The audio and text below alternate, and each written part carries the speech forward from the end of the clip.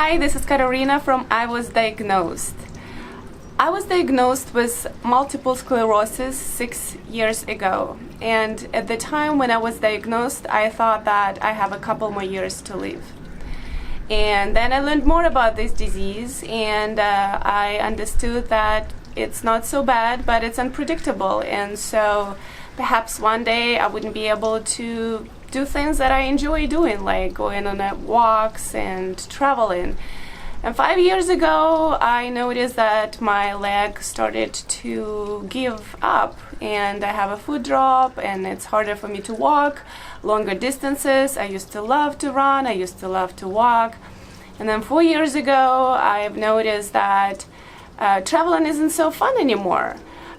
Because I don't have as much energy and because I just simply can't walk as much. So I would take a lot of rests and I would have to rely more on public transportation when I travel, and that was really uncomfortable and frustrating.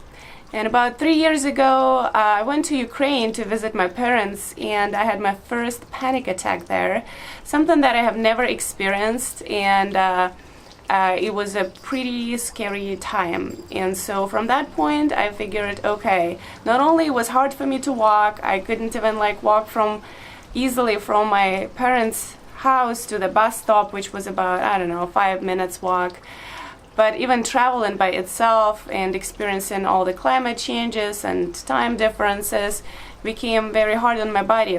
So I started to notice how, well, not at first, but how my imagination and my dreams started to slowly narrow down, and what I thought is possible and what I wanted to do would become basically dictated by how my body feels. And traveling, being a tourist and traveling with a map and looking at all the places and streets where you want to go spontaneously wasn't an option anymore.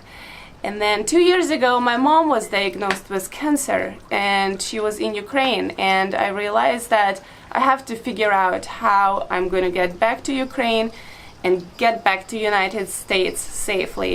It usually takes me about 2-3 weeks, sometimes longer, to recover from the trip to Ukraine. I usually spend in Ukraine 2-3 weeks at a time. And so I realized that I didn't want to travel. I was very afraid of traveling, especially by myself. And then one day I noticed how narrow my space has become.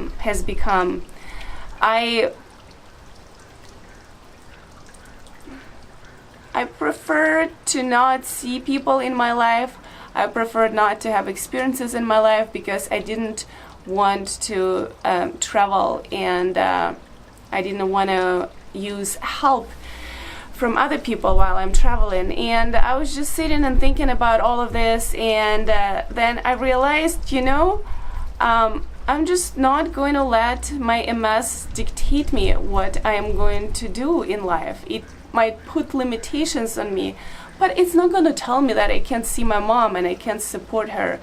Since that realization, I've gone to Ukraine 4 times.